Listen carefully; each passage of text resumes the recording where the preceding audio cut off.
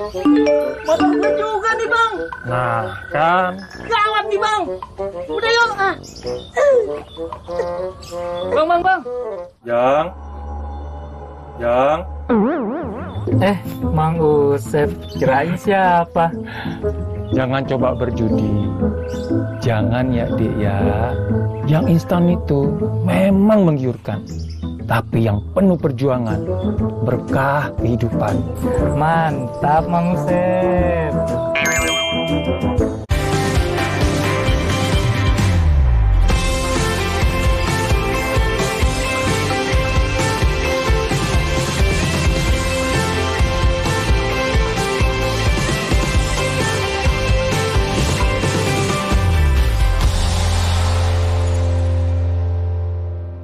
Halo, selamat pagi pemirsa. Senang sekali kami kembali hadir menjumpai Anda dalam Jendela Negeri edisi hari ini bersama saya Akbar Syam. Dan saya Syira Trisya, siap menemani 1 jam Anda di hari Sabtu yang oke banget. Pastinya kalau Sabtu itu udah ada plan ya, mau kemana atau mau ngapain aja ya. Udah muka kita berseri-seri nih. Weekend Karena weekend biasa. ya, Iya. tetap kerja ya.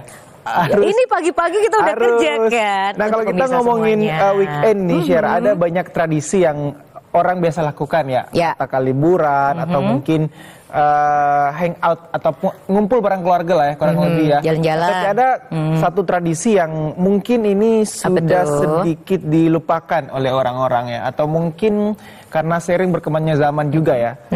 Kalau kata orang dulu, zaman dulu itu namanya kumpul bocah, main. Ya, kalau sekarang itu mabar namanya, main bareng-bareng. Jadi tahu nggak sih kamu tradisi mendongeng yang tahu dilakukan banget. sebelum tidur atau bahkan dari orang tua ke anak-anak? Oh, kan? pasti. Jadi kalau kita dari ngomongin kecil. tradisi mendongeng nih Syarah, kepada anak usia dini ini sering berkembangan dan kemajuan teknologi. Banyak kebiasaan dan tradisi baik yang ada di masyarakat mulai terlupakan. Salah satunya tadi nih, mendongeng kepada anak. Nah itu dia tuh, mentang-mentang sudah ada zaman digital, semuanya gadget. YouTube aja gitu kan, gadget aja gitu.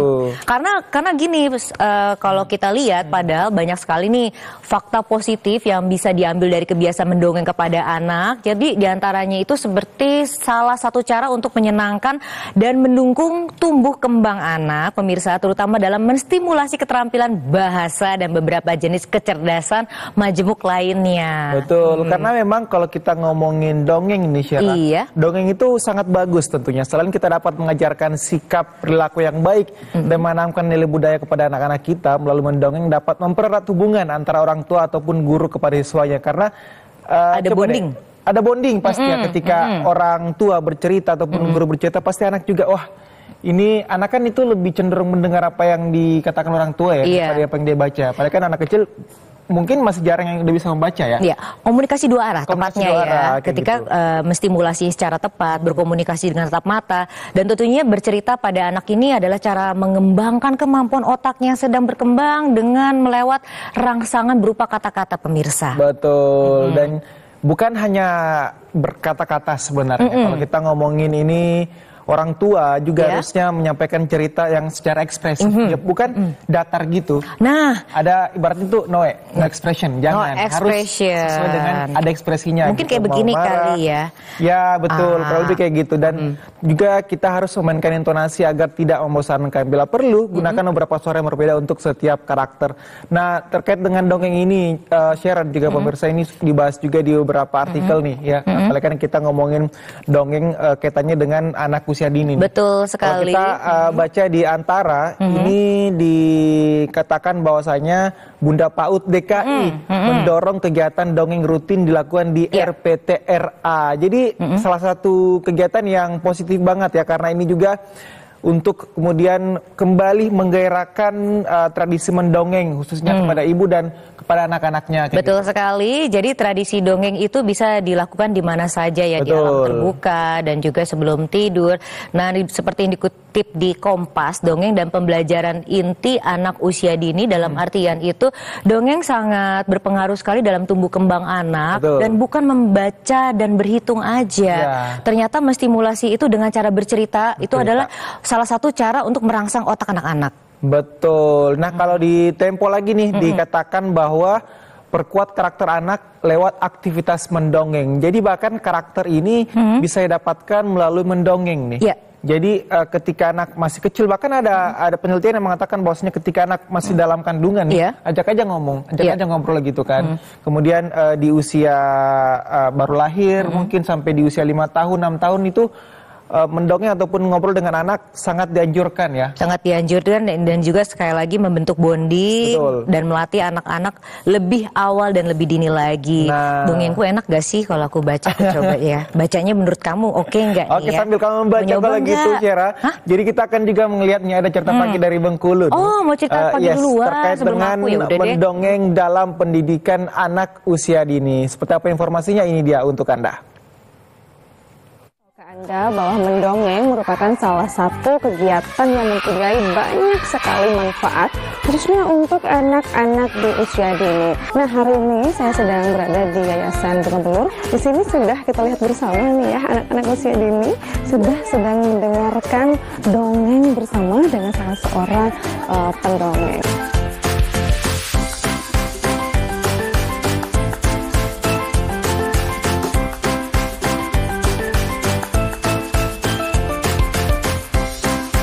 Saya juga penasaran sekali ini dengan Mbak Tami yang merupakan pendongeng di Bengkulu ini.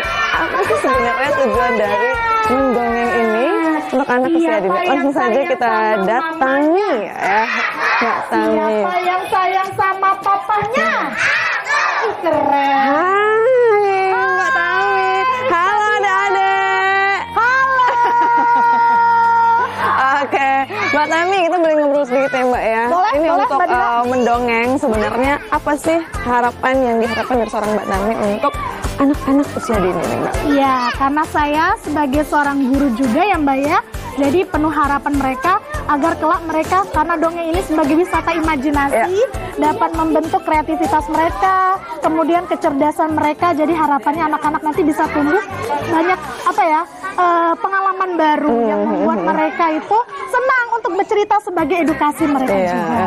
Hiburan pun juga bisa dijadikan dalam dongeng. Wow, tadi kalau kita lihat anak-anak ini sangat ekspresif ya Mbak ya. Betul. Ketika ditanya suara-suara binatang pun juga mereka sangat antusias ya. Betul, menjawab. Mbak Dila. Tadi ada suara apa aja adik-adik? Tuh ada suara apa ada aja? Suara apa aja tadi? Sapi. Terus bebek. Ayam. Wow. Wah, keren. Wow, luar biasa. Artinya Mbak Tami kalau kita lihat di sini juga akan mengasah ya pola pikir anak dan juga kecerdasan mereka nantinya lewat dongeng gitu ya. Betul, betul sekali karena memang dongeng itu adalah sebuah pesan yang tersirat tanpa kita harus menggurui si anak.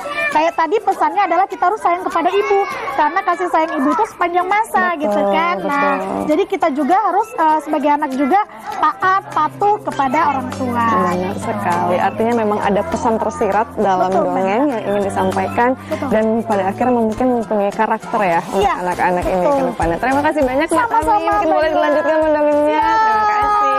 Pemirsa, tadi kita sudah dengar bersama bahwasannya memang dongeng menjadi salah satu bentuk metode pembelajaran untuk anak-anak usia dini dalam rangka meningkatkan kecerdasan baik secara emosional maupun secara karakter anak-anak agar nantinya dapat melekat terus nih ke dalam anak-anak untuk menghadapi masa yang akan datang. Terima kasih dan sampai jumpa.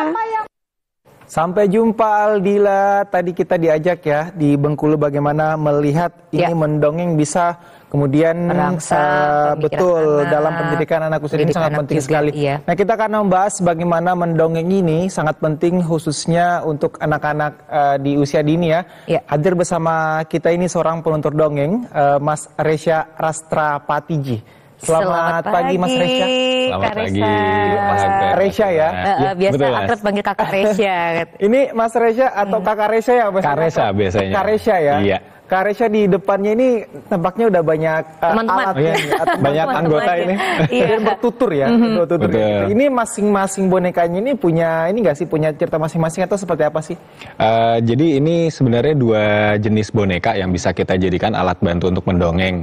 Yang pertama kayak ini boneka orang hutan, biasa saya pakai buat cerita tentang konservasi, namanya Alba. Jadi dia memang dari real story, ada orang hutan albino yang ditemukan, kemudian dijadikan alat raga ya, maksudnya buat edukasi. Nah, ini boneka pegang, boneka tangan, jadi bisa digunakan dengan sangat mudah. Sama ini juga yang ukuran lebih besarnya. Kalau yang ini boneka tangan juga, tetapi dia bisa dimasukin ke dalam. Gitu, jadi bisa bergerak. Halo, selamat pagi. Gitu. Iya. Terus kalau ini sama jenisnya kali ya? Iya, jenisnya sama. Kalau boneka sebenarnya termasuknya alat bantu ya, alat bantu dongeng. Jadi dongeng itu sebenarnya kan seni bertutur, bagaimana kita menyampaikan pesan lewat tuturan. Alat bantunya bisa boneka, bisa buku, bisa cangkir, bisa sapu. Oh, dengan berbagai macam media itu. Dengan berbagai macam media. Sejak kapan sih boneka dipakai salah satu alat untuk bertutur gitu? Mungkin sejak awal dongeng ada juga udah dipakai ya. Mungkin zaman dulu bonekanya dari jerami. Makanya di salah satu tradisi kita kan ada wayang suket tuh. Wayang dari jerami ya, yang diikat wayang dari daun gitu. Jadi disesuaikan dengan zamannya. Memang udah ada. Tapi kalau Mas Reza sendiri sejak kapan mulai menggeluti dunia dongeng ini? Kalau secara full time profesionalnya sejak 2009 ya. Tapi mendongeng sendiri udah sejak awal tahun 2000. Tapi per 2009 itu benar-benar sebagai profesi.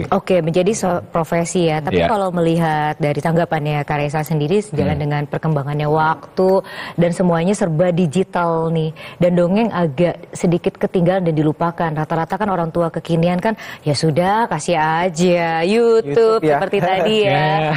Semuanya ada di dalam gadget. Menanggapi hal ini supaya dongeng kembali lagi berjalan karena kan sudah ada penelitian bahwa dongeng itu memberikan stimulasi dini untuk anak-anak berkembang lebih baik lagi, bahkan lebih pintar. Gimana bertanggapannya Mas Reza? Saya setuju banget Mbak. Jadi sebenarnya dongeng itu tidak tergantikan.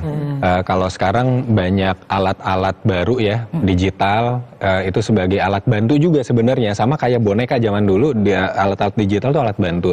Nah dongeng sendiri nggak tergantikan karena dia punya satu chemistry yang berbeda ya.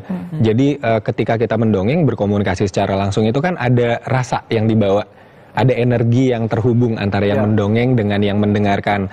Jadi konsepnya mendongeng bersama gitu. Nah kalau pakai gawai nggak akan bisa dapat bonding seperti itu. Jadi memang dongeng sangat penting untuk dilakukan kembali di rumah-rumah. Orang tua ke anak, kakak ke adik, keponakan. Dan dari guru ke muridnya. Jadi semua anggota keluarga selain juga di sekolah. Tapi menjadi dongeng seorang pendongeng yang berkualitas bukan hanya yang dilakukan oleh Kak Reza seperti ini yang profesional. Buat kita orang tua atau buat kakek nenek gitu mau mendongengkan cucu, apa sih yang perlu diperhatikan Kak? Sebelum Kak Reza menjawab ini apa yang perlu diperhatikan, biar kita penasaran juga nih, karena kita selanjutnya akan mengetahui ini informasi dari beberapa daerah, tentunya dalam segmen reportase berikut ini.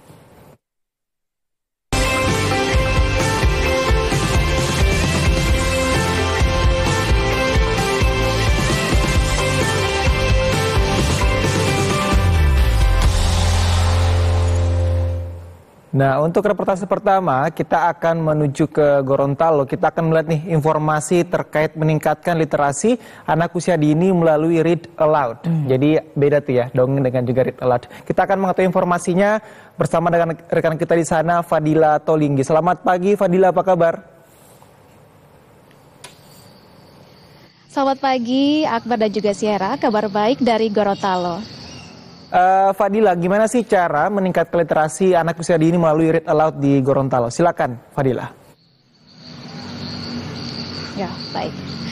Pemirsa, memang literasi membaca sejak dini ini menjadi pondasi yang sangat penting dalam sebuah proses pembelajaran, khususnya bagi mereka atau anak-anak yang akan masuk ke jenjang sekolah dasar.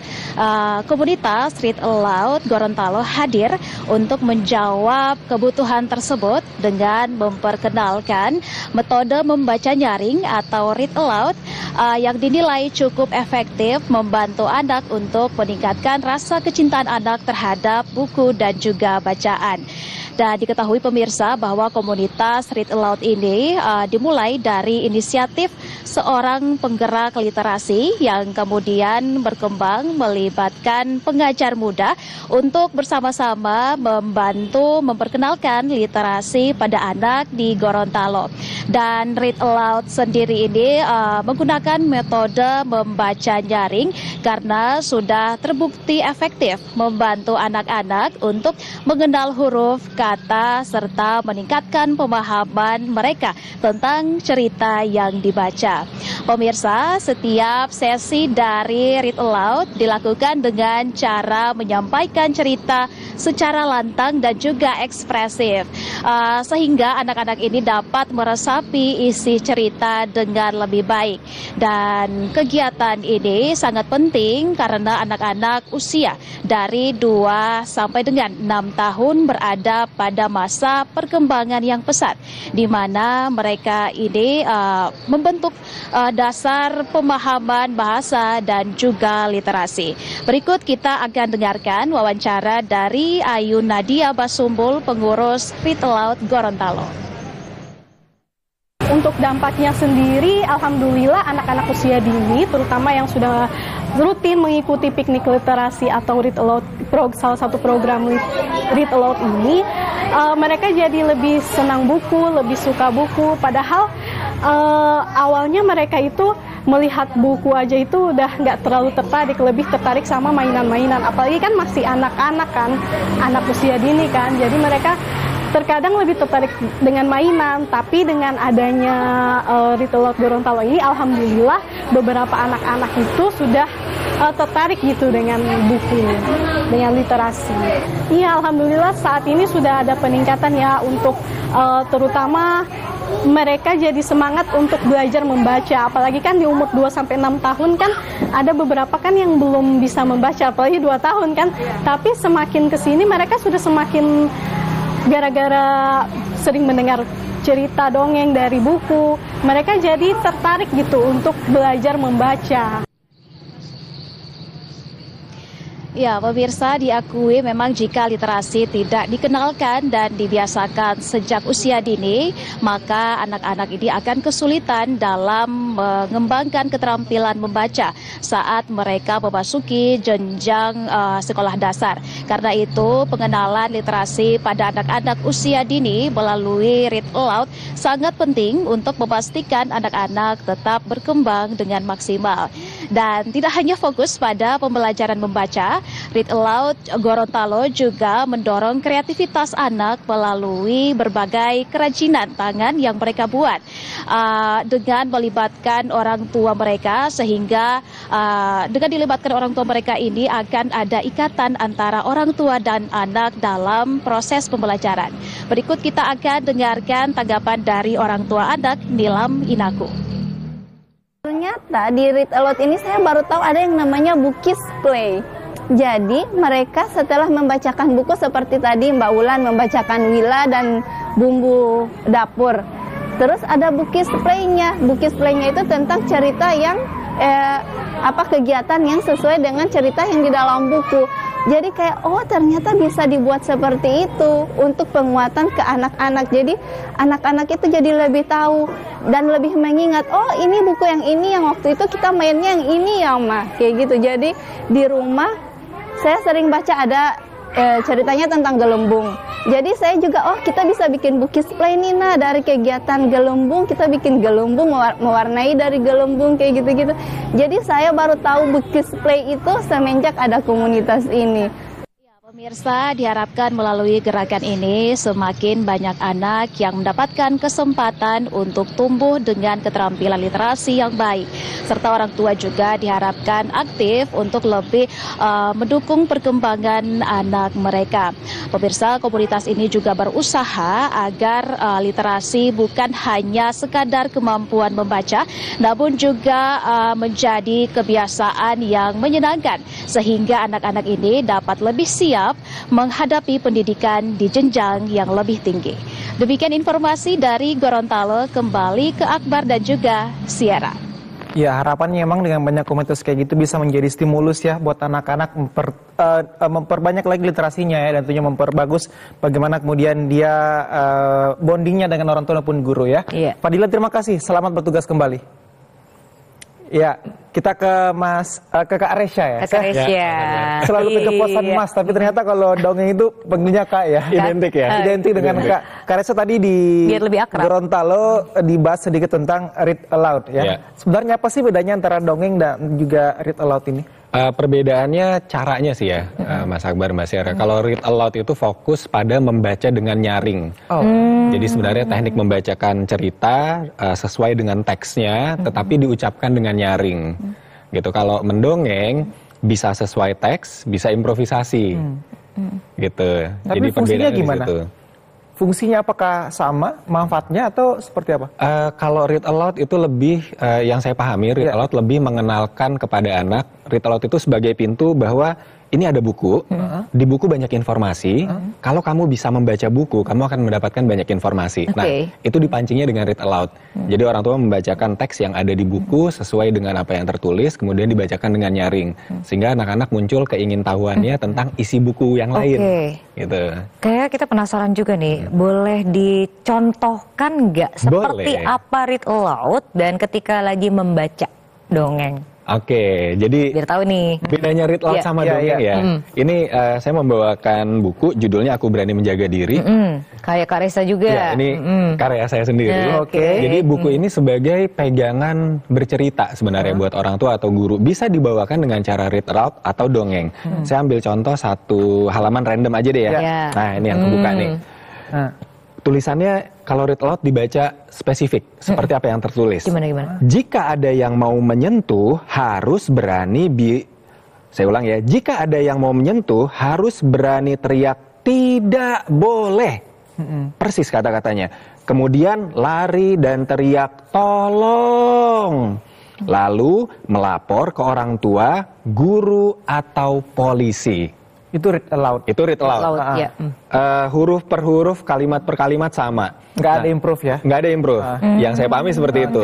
Karena read aloud konteksnya membaca dengan nyaring. Nah, kalau dongeng, kalau kamu tiba di jalanan, sedang jalan sendirian, kemudian ada orang mendekat, dia pelan-pelan mendekatimu, kemudian mau menyentuh, kamu harus berani bilang, tidak boleh. Bilang apa? Tidak boleh. Dan kalau dikejar, lari sambil teriak tolong. Coba kita teriak tolong sama-sama. Tolong. Ini contoh dari teks yang sama. Dari teks yang sama, kalau read aloud kita baca secara utuh, kalau dongeng kita bisa berimprovisasi. Jadi sebenarnya dongeng dan read aloud itu bisa dikombinasikan tergantung kebutuhan. Gitu lah. Kebutuhan anak. Iya. Kebutuhan anak, kebutuhan ruang. Kalau misalnya gini, read aloud kalau dibacakan untuk audiens yang relatif sedikit, cocok. Tapi kalau untuk audiens yang massal, puluhan, ratusan, bahkan ribuan, kurang efektif. Karena akan menjadi monoton. Dongeng punya sisi kreativitas untuk berimprovisasi dari konten-konten yang persis sama gitu. Jadi contohnya tadi ini satu halaman bisa dibaca dengan read aloud, bisa dibawakan dengan dongeng. Dongeng lebih ekspresif gitu ya? Ya, bisa dibilang lebih ekspresif, lebih interaktif gitu, karena tidak terikat pada teks yang ada. Bahkan kita bisa mengeksplor gambar gitu. Misalnya, coba Dek Syera, kalau kamu teriak tidak boleh gimana? Tidak boleh. Jangan tersenyum, mukanya harus marah. Tidak boleh. Dek Akbar, kalau teriak tidak boleh gimana? Misalnya ada yang mau menyentuh, tidak boleh. Kurang galak, tidak boleh. Wah, gitu misalnya seperti itu. Jadi ada interaksi, tidak hanya sekedar mencerita seperti itu ya. Jadi di dalam dongeng itu sangat fleksibel, bisa dibangun interaksi, bisa dibangun kreativitas. Bahkan seringkali kami lakukan ketika mendongeng dengan audiens yang banyak, itu kita masuk ke dalam crowd gitu loh, untuk membangun interaksi, kemudian mengajak anak bergerak, bernyanyi, role play gitu. Nah, pola-pola seperti itu memang bisa dikembangkan dalam mendongeng. Oke, baik. Jadi ini menarik ya. Tentunya kalau kita orang awam, ibu-ibu awam yang ingin men-entertain anaknya sekaligus edutainment juga nih dapat jadi edutainment seperti itu. Itu kan ada butuh pelatihan. Tetapi yang seperti apa sih yang katanya itu berkualitas, pertanyaan Syera tadi nih. Nah ini kita kan juga ingin berkembang nih seperti Karesya, nggak mungkin 100% kan. Minimal 70%-nya bisa minimal untuk anak-anak untuk anak-anak kita. Di rumah ya? Iya di rumah gitu. Gimana tuh Kak? Hal fundamental pertama yang perlu dikuasai oleh seseorang yang ingin mendongeng itu listening skill. Oke. Keterampilan mendengarkan. Karena dari keterampilan mendengarkan kita bisa menyerap apa sebenarnya yang diinginkan oleh partner kita. Nah kemudian baru tuh belajar tentang delivery-nya. Bagaimana artikulasi, kemudian intonasi, perubahan karakter suara. Kayak misalnya kalau ada gajah, identiknya kan suaranya besar ya. Misalnya ada seekor gajah di dalam hutan, dia mencari makan, dan dia berjalan sambil melihat kanan dan ke kiri. Oh, halo Kak Syera, Kak Akbar. Aku mau cari makanan tapi nggak ketemu-ketemu nih. Ada di sebelah mana ya? Wah, gajah itu tidak menemukan makanannya. Tapi dia melihat ada orangutan kecil yang berdiri di atas pohon sambil bergelantungan. Dan orangutannya memanggil gajah. Halo gajah, aku tahu tempat makanan yang banyak. Dia ada di pinggir hutan dekat kaki gunung. Yuk, aku bantuin. Akhirnya gajah dan orangutan berjalan menuju tempat yang banyak makanannya. Nah, teknik-teknik seperti itu sebenarnya perlu dipelajari oleh yang ingin mendongeng, tapi mendongeng itu tidak wajib mengubah suara. Konsepnya adalah memerankan karakter suara sesuai dengan tokoh. Gajah gede, suaranya besar. Orangutan kecil, suaranya juga kecil. Dan semua orang pasti bisa. Karena kita punya basic 3 suara. Suara normal, seperti ngomong, kemudian suara pitch tinggi, seperti ini. Dan suara nada rendah seperti ini. Oh, tiga suara dasar seperti itu ya. Suara dasar, Mbak Syera dan Mas Akbar juga pasti bisa gitu. Dan itu udah cukup sebenarnya buat mendongeng di rumah gitu ya. Jadi ada 3 jenis suara tadi ya, yang bisa nggak mesti menyamai suaranya ya. Nggak harus sama. Intinya kita masuk ke karakter yang mau kita bawakan ya. Semakin menarik ya pembahasan kita di pagi ini, tampaknya Syera juga semakin semangat untuk belajar. Sebagai seorang mama harus kita akan bahas lebih lanjut lagi usai jeda, jadi tetaplah bersama kami di Jendela Negeri.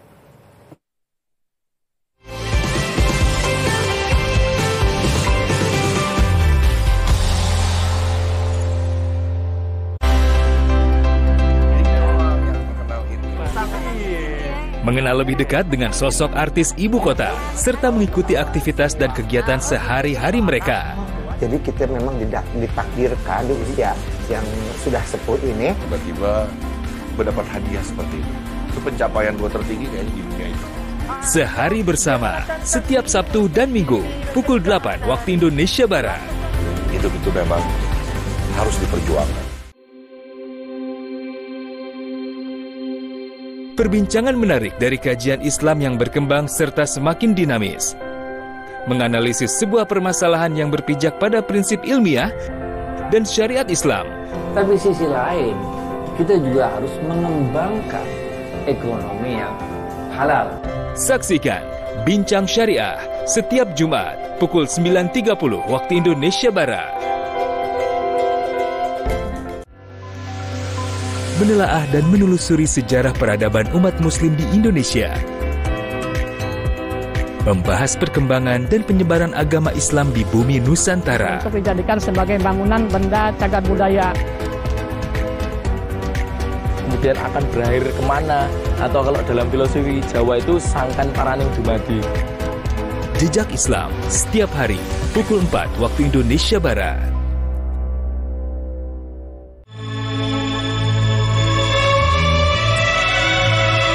Jangan-jangan dia tertidur. Barangkali ada halangan. Biasanya sebelum pukul 1 dia sudah di sini. Siapa yang paling kaya di Padang ini katamu? Bagindo Sulaiman Datuk. Drama legendaris karya Marah Rusli akan kembali hadir di layar TVRI. Sebuah kisah yang tak lekang oleh waktu tentang sepasang kekasih, Siti Nurbaya dan Samsul Bahri, yang dipisahkan oleh keadaan, terbelenggu ada, ambisi, serta kuasa. Akankah mereka mampu melawan takdir? Siti Nurbaya, Kasih Tak Sampai, segera di TVRI. Sudah begitu rupanya suratan tangan. Terima kasih banyak, Engku.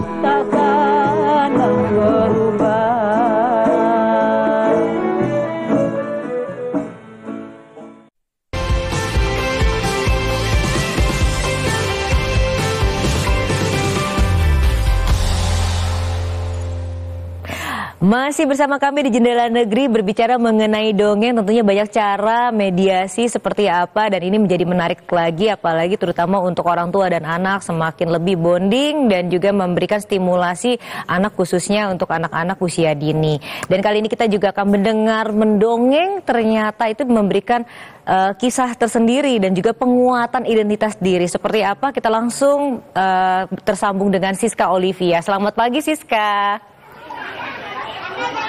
Selamat pagi Syera dan Akbar. Iya Siska, kita ingin tahu ya kalau di Nusa Tenggara Barat apakah ada cara tersendiri ketika mendongeng bersama dengan anak-anak dan di sini yang menarik adalah penguatan identitas diri. Maksudnya seperti apa? Silakan Olivia. Baik, terima kasih Syera Akbar dan pemirsa Jendela Negeri dimanapun Anda berada.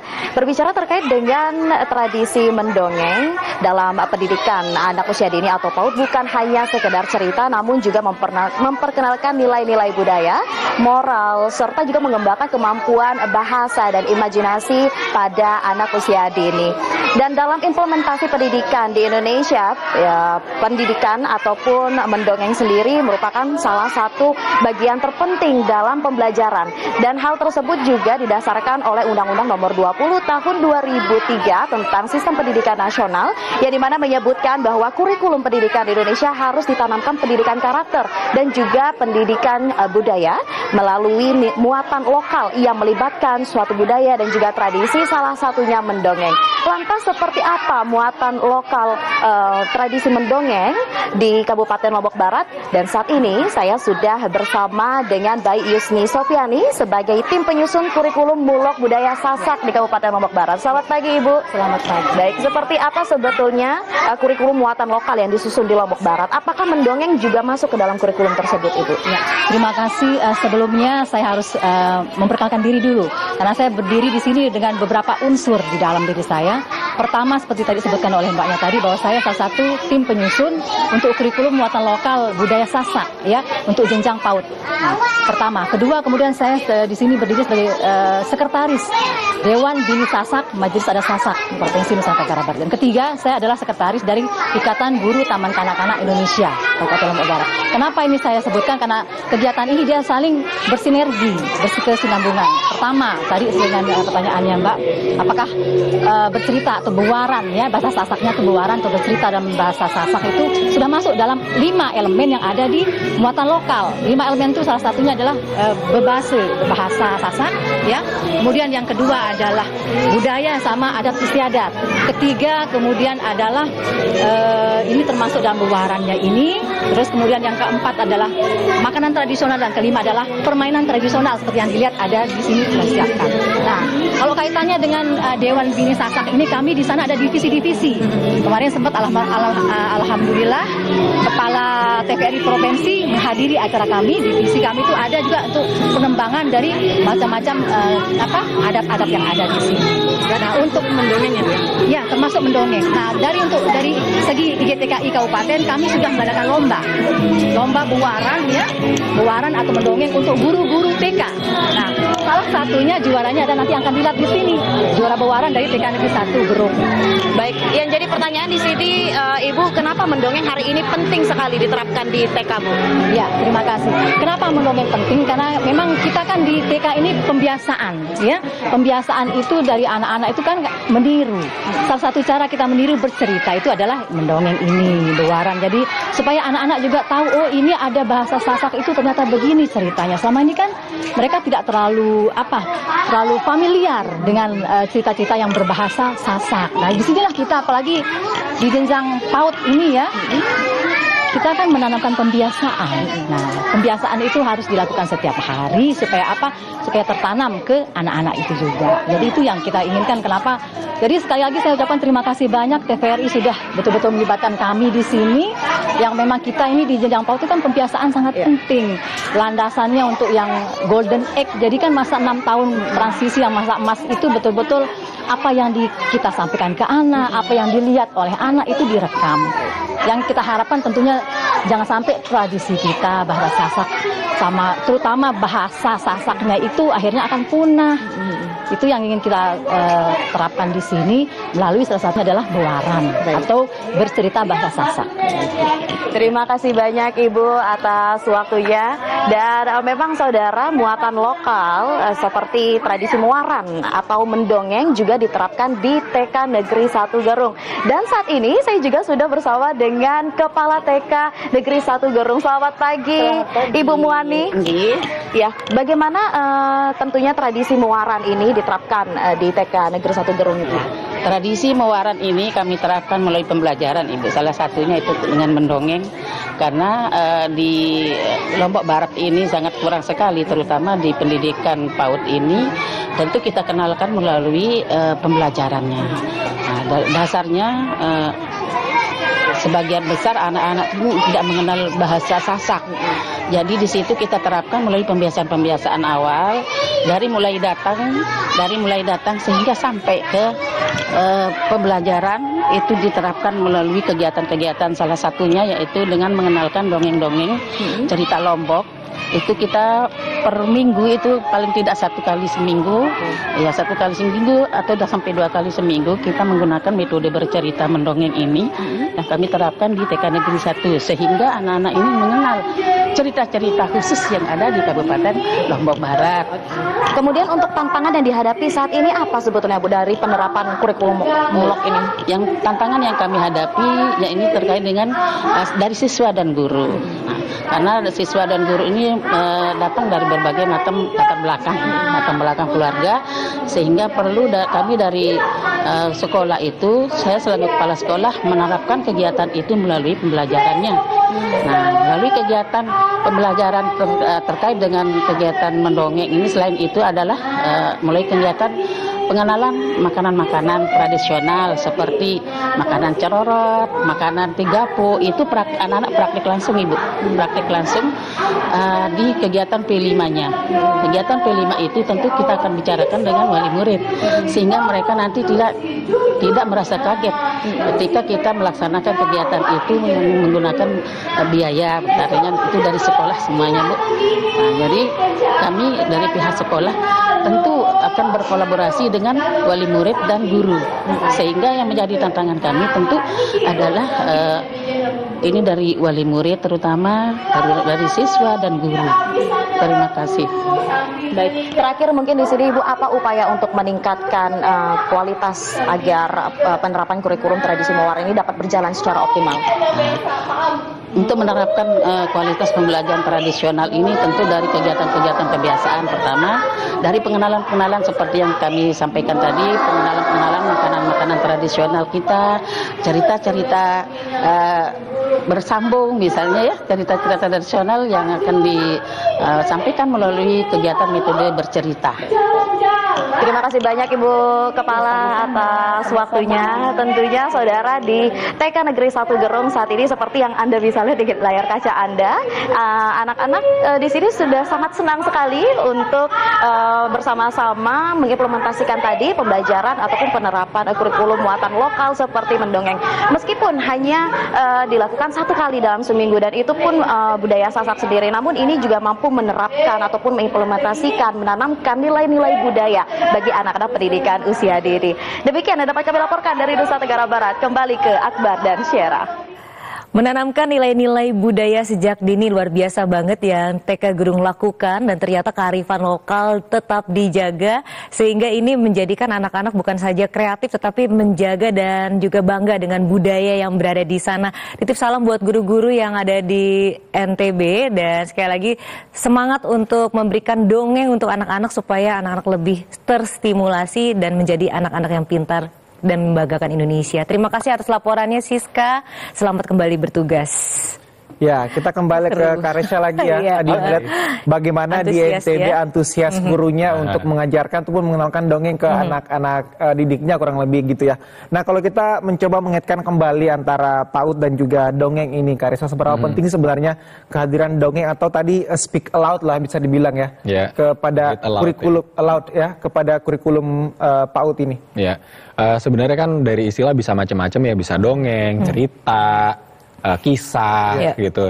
Tapi pada intinya yang paling penting untuk diaplikasikan bersama anak-anak usia dini di rentang pendidikan PAUD ini sebenarnya adalah komunikasi. Bagaimana anak-anak bisa terstimulasi kemampuan komunikasinya, kemampuan bahasa, kemudian dari kemampuan berbahasa itu dia ke-trigger imajinasinya. Karena kalau melalui dongeng misalnya kita nggak pakai buku gitu ya, nggak pakai media, dia kan mesti ngebayangin. Suatu pagi ada ayam jantan berkokok dan ayam jantan itu melompat ke arah sungai yang airnya sangat jernih. Ngebayangin tuh kan, ayam jantan lompat, sungainya jernih. Nah, hal-hal seperti itu penting karena saya ingat ada satu quote-nya dari Einstein ya. Kalau kamu ingin anakmu cerdas, bacakanlah cerita atau mendongenglah. Gitu. Jadi kenapa bisa seperti itu? Karena dongeng menstimulasi imajinasi.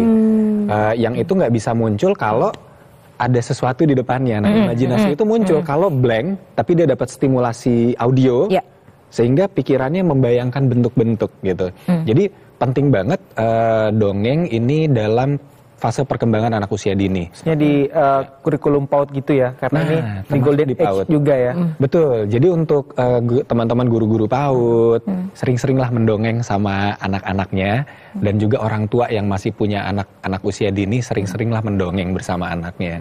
Jadi biar komunikasinya terbangun dan juga lebih bonding antara orang tua dan juga murid ataupun anak-anak gitu ya. Betul, kedekatannya terbangun. Jadi keterdekatannya dan juga anak itu mungkin lebih terbuka kali ya kepada orang tua. Dan lebih imajinatif yang tadi kuncinya ya. Apapun caranya, apakah laut atau mungkin dongeng atau apa. Intinya tadi bisa anak itu lebih imajinatif. Tadi kan juga Karesha sempat mengatakan sempat kerjasama dengan Kemendikti ya, Kementerian Pendidikan lah ya, kurang lebih. Teman-teman dari kementerian. Terkait dengan di Ditjen PAUD lah tadi ya. Jadi contohnya kerjasamanya waktu pandemi kita bikin sama TVRI juga. Namanya program Klub Rumah Pohon. Itu sama Kemdikbud. Jadi kan konten belajar dari rumah itu sama Mbak Opianda Resta sama tim. Kita bikin konten-konten belajar dari rumah. Saya ngisi dongengnya. Kemudian juga ada kerjasama jadi juri mendongeng. Kemudian juga tim kita juga di Dongeng Akademi itu ada yang narasumber untuk bikin modul dongeng di kementerian. Itu Kak Awam, gitu sama Kak Tony juga ya, Tony kenal kan, main boneka sama Kak Ojan. Jadi Kak Ojan juga dan banyak teman-teman pendongeng lain yang punya kerjasama di lembaga-lembaga negara, dan itu memang penting karena pesan apapun bisa kita sampaikan melalui dongeng, isu kesehatan, isu pendidikan, gitu, apapun itu. Bahkan sama teman-teman di TNI juga kita kerjasama untuk dongeng di daerah-daerah perbatasan, gitu, untuk isu ketahanan nasional. Jadi semuanya itu bisa dilakukan dengan bercerita, tetapi di balik cerita itu ada makna yang disampaikan ya, bukan hanya bercerita-cerita belaka ya. Nah, ini saya menarik dengan pepatah yang Einstein tadi. Kalau ingin menjadikan anak kita pintar, mendongenglah. Kalau ingin menjadikan anak kita lebih pintar, dongenglah lebih lagi. Lebih sering nah, lagi. Berarti intinya banyak yang didapatkan selain perkembangan imajinasi. Betul. Terus ada juga katanya untuk sensorik dan kognitif. Nah, itu kaitannya seperti apa tuh, Pak? Terkait ya, karena dalam mendongeng itu dalam konteks dia membangun imajinasi, kemampuan kognisinya kan akan meningkat. Contohnya kita bisa belajar berhitung dari mendongeng. Gitu, masukin konten-kontennya. Ada 5 pohon tebu yang ditebang sama seseorang. Tapi di sana masih tersisa 10 pohon. Totalnya berapa pohon ya tadi, misalnya gitu. Dan kalau mau nambahin lagi tadi dari Mbak Sera, saya bisa nambahin quote-nya Einstein tuh. Kalau ingin anakmu punya kepekaan dan emosional, kecerdasan emosional yang lebih baik, mendongenglah lebih sering, dan sering. Karena mendongeng atau bercerita bukan hanya menuturkan kata, tapi menghubungkan rasa. Itu ngebangun empati. Poinnya itu ya, menghubungkan rasa itu tadi ya. Menghubungkan rasa, karena kan beda ya feel-nya ya. Di YouTube ada dongeng, atau di aplikasi manapun ada dongeng. Tapi ketika seorang ibu atau seorang ayah mendongengkan itu secara langsung kepada anaknya, rasanya beda. Betul. Ada eye contact, ada sentuhan, ada intonasi gitu loh. Rasa yang keluar dari suara langsung itu kan beda ya. Iya, suara hati. Suara hati yang paling dalam.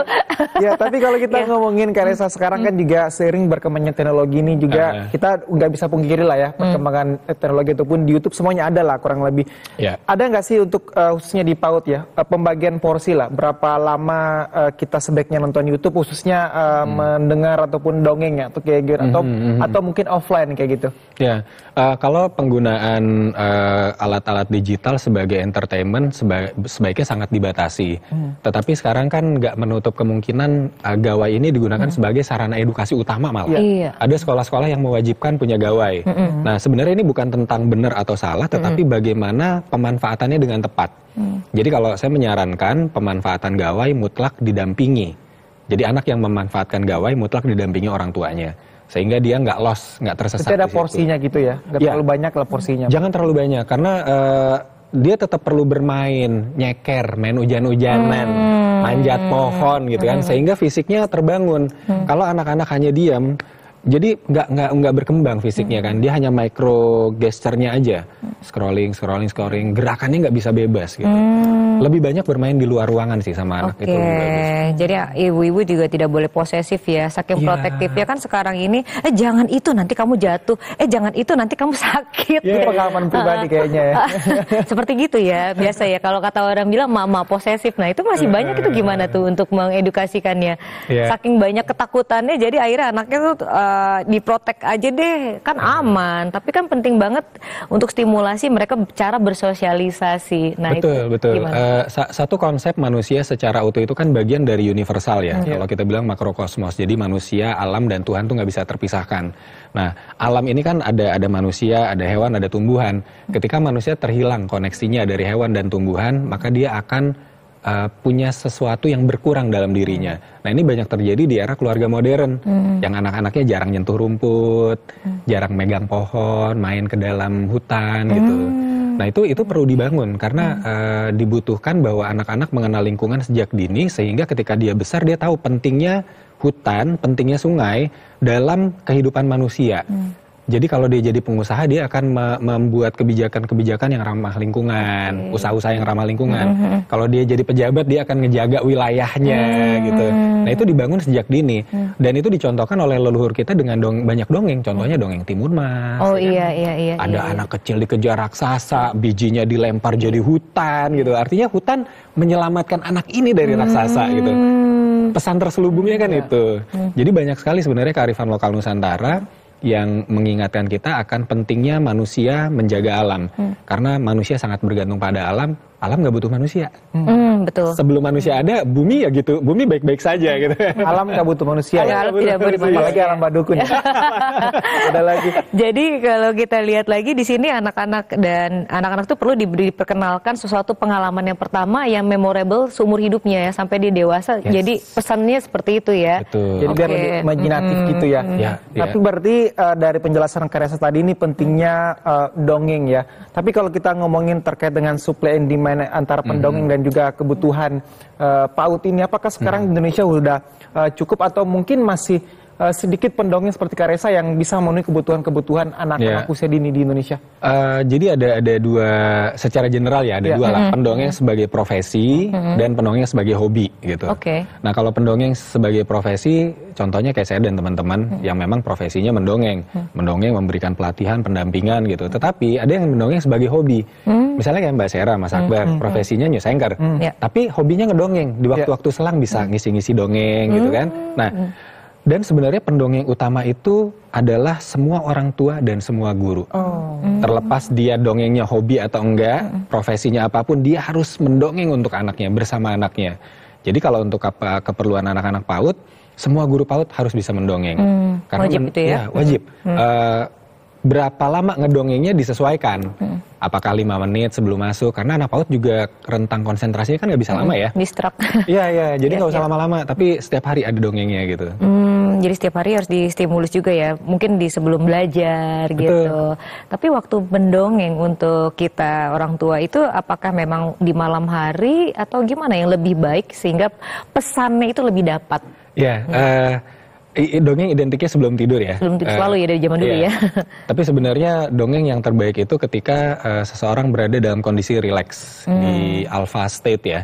Makanya ketika ngedongeng kita melakukan ice breaking, relaksasi, sehingga pada saat kita masukin message-nya itu anak-anak dalam kondisi rileks. Nah, kenapa dongeng baik dilakukan sebelum tidur? Karena sebelum tidur gelombang frekuensi kita turun, gelombang otaknya turun ya, masuk ke alpha. Nah, di gelombang alfa itu kata peneliti-peneliti itu sangat gelombang yang sangat mudah kita menerima atau mengingat sesuatu masuk gitu loh ke subconscious mind-nya. Tapi sebenarnya tidak hanya dalam kondisi sebelum tidur, dalam kondisi sehari-hari pun ketika kita bisa menciptakan kondisi rileks, itulah kondisi yang tepat untuk bercerita. Atau kondisi ketika anak bertanya, bisa dijawab dengan bercerita gitu. Karena pintunya kebuka.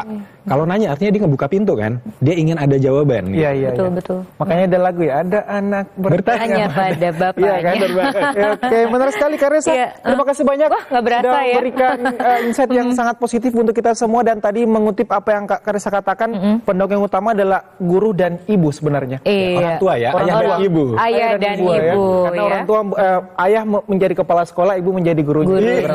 Ayah pembuat kurikulum, ibu pelaksananya ya. Bersama-sama. Jadi sekolah dasarnya berada di keluarga terlebih dahulu. Oke, terima kasih semuanya isinya daging. Iya. Kak Resa Rastra Patiji, penutur dongeng, sukses selalu di kancah pendongengan Indonesia ya. Titip salam buat teman-teman lainnya, pendongeng lainnya ya. Iya. Dan tentunya pemirsa kita masih akan kembali lagi tentunya usai jeda karena masih banyak informasi yang akan kita sampaikan untuk Anda di rumah. Jadi tetaplah bersama kami di Cintalah Negeri.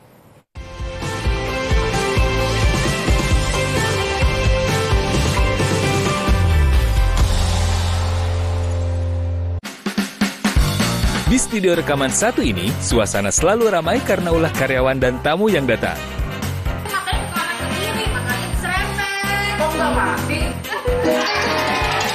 Ditemani oleh artis-artis terbaik tanah air, yang pastinya akan membuat harimu penuh canda dan tawa.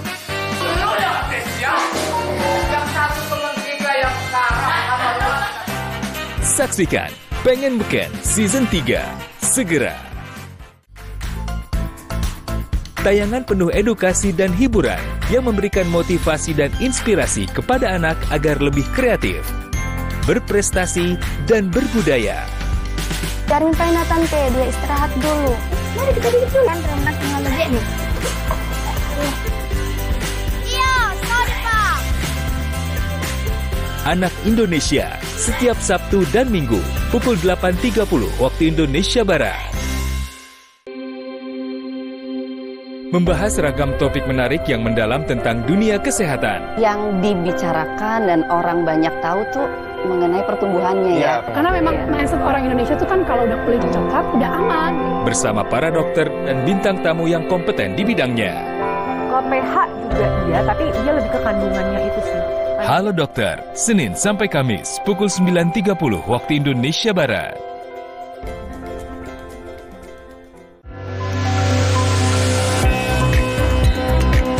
Bentangan alam nan memukau, seni dan warisan budaya yang beragam.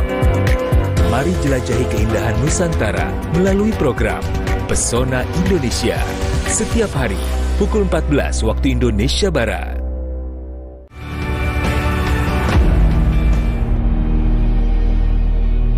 Sosok-sosok inspiratif yang memberikan manfaat bagi masyarakat, serta mengangkat realita kehidupan yang terjadi dari berbagai penjuru tanah air.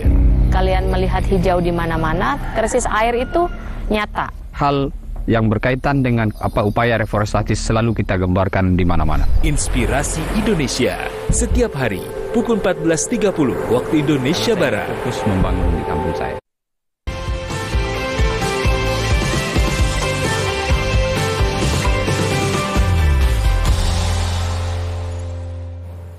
Terima kasih Anda masih bersama kami di Jendela Negeri, dan seperti janji kita tadi ya, kita akan memberikan informasi menarik lagi nih buat pemirsa. Dan informasi yang pertama kita akan sampaikan dari Gorontalo nih. Kita akan melihat bagaimana geliat ekonomi malam di Gorontalo. Seperti apa informasinya? Ini dia untuk Anda.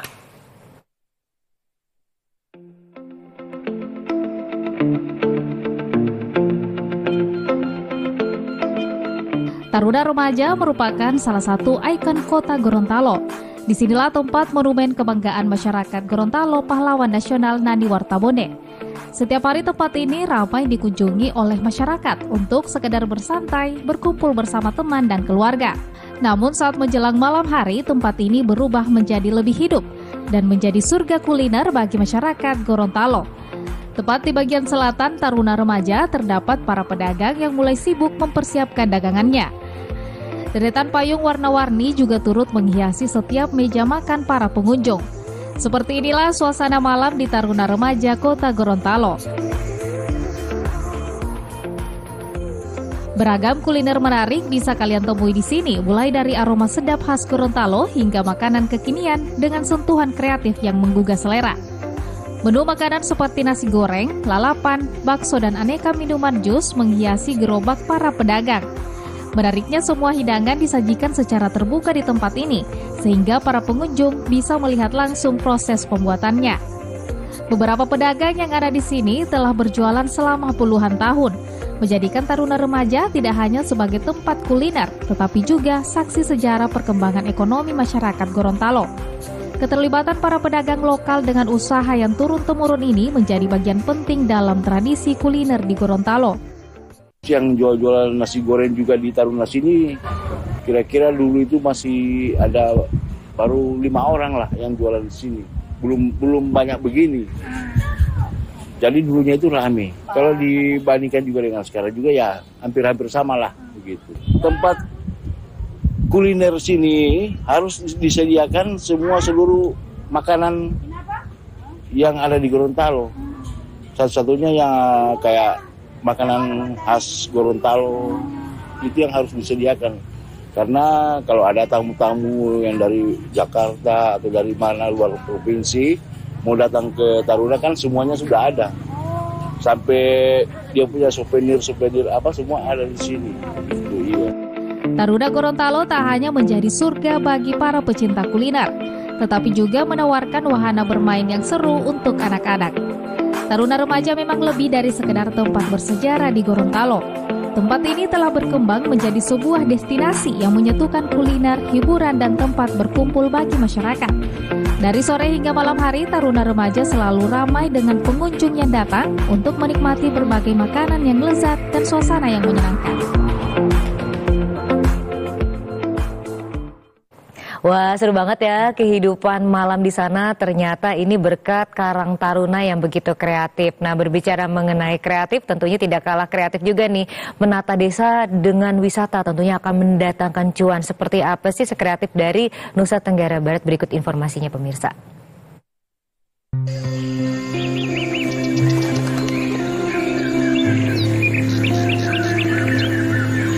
Keindahan alam Narmada, Kabupaten Lombok Barat, Nusa Tenggara Barat, membuat wilayah ini dikenal sebagai lokasi wisata yang asri dan banyak dikunjungi wisatawan. Berbagai pilihan lokasi wisata hijau disuguhkan untuk para pecinta wisata alam. Salah satunya air terjun Ibu Remeneng.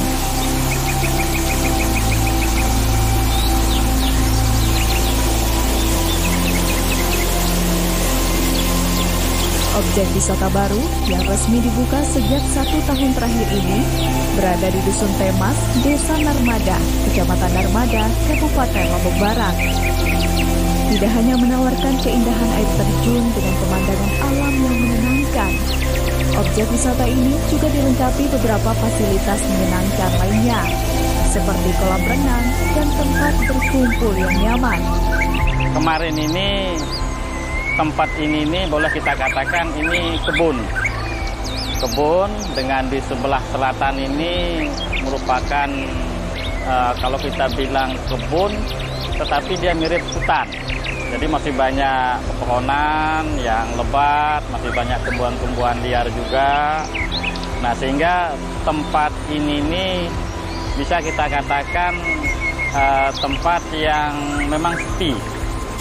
Pelopor objek wisata air terjun Ibu Remeneng, Dahlan, menuturkan butuh 2 tahun baginya untuk menata lahan seluas 60 are yang dahulunya enggan dilewati masyarakat sekitar, kini silih berganti berdatangan.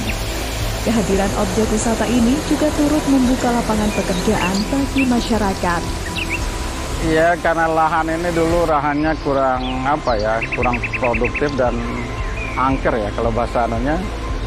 Jadi masyarakat itu masih belum begitu tertarik ya. Jadi dianggap saya itu mungkin orang gila ya beli lahan seperti model ini. Tapi saya punya bayangan waktu itu, kan saya yakin bahwa dunia ini semakin panas. Jadi orang pasti cari yang dingin, artinya sumber air. Ya. Dahlan menambahkan, untuk ke depan masih banyak hal yang perlu dilengkapi, seperti penyesuaian kolam renang untuk anak-anak, bangunan penginapan, dan fasilitas-fasilitas pendukung lainnya untuk menambah kenyamanan pengunjung. Ia turut berharap dukungan dari pemerintah terkait untuk bersama-sama mewujudkan pembangunan daerah pariwisata untuk meningkatkan kesejahteraan bersama. Bersiap. Wah, jadi menarik sekali ya dari NTB tadi. Hijau ya. Bagaimana kemudian kita